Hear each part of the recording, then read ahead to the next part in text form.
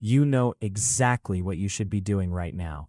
The gym membership you haven't used, the business idea sitting in your notes app since 2023, the relationship you keep one foot out of. You tell yourself you're just figuring things out, but what if figuring it out is the lie you tell yourself to avoid finding? Psychologists call this the Puer Aeternus, Latin for eternal boy. You might know it as Peter Pan syndrome or just the man-child. It's not laziness. It's a man who occupies an adult body while his psyche stays frozen at 17.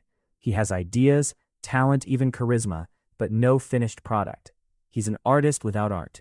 Every job is temporary, every relationship provisional, every plan a placeholder for the real life that starts someday. He isn't failing to commit. He's organized around never having to.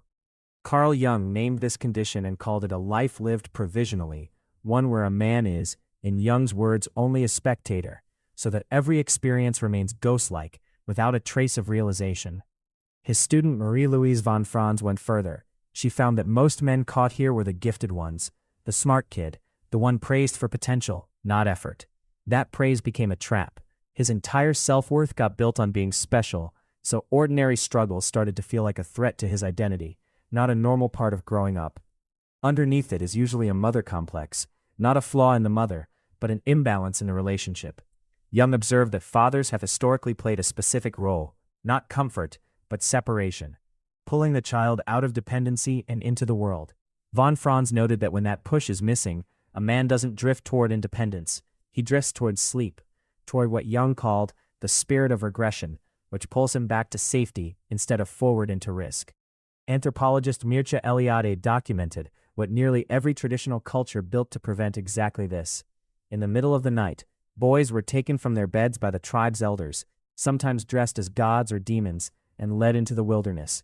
This was the last time they'd see their mothers, sometimes for months. They faced symbolic death, buried, isolated, tested. Then came rebirth, a return to the tribe as a man, not a boy who happened to age. Manhood wasn't assumed, it was earned deliberately through ordeal. We don't have that anymore. No elders drag us into the dark, so the player waits for a mentor, a crisis, a girlfriend, an algorithm to do what the tribe used to do on purpose. Nobody is coming to perform your initiation for you. It has to be self-authored. That starts with 3 shifts.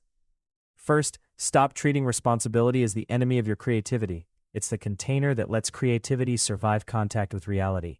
Second, do the boring thing on purpose. Pay the bill, send the email, finish the small task. Because ordinariness done deliberately is what breaks the spell. Third, choose one failure to walk toward this week. Not recklessly, deliberately. The Puer doesn't fear failure itself, he fears finding out what he's actually capable of, because then the excuse is gone. Jung wrote that the greatest burden a child carries is the unlived life of his parents. If you stay the eternal boy, that's the inheritance you pass on. Growing up was never about killing your potential, it was always about finally finding out what it was for. But here's the paradox no one talks about. The same imagination that traps the Puer in fantasy is exactly what built every civilization's mythology, art, and religion. So what happens when that energy isn't suppressed, but redirected?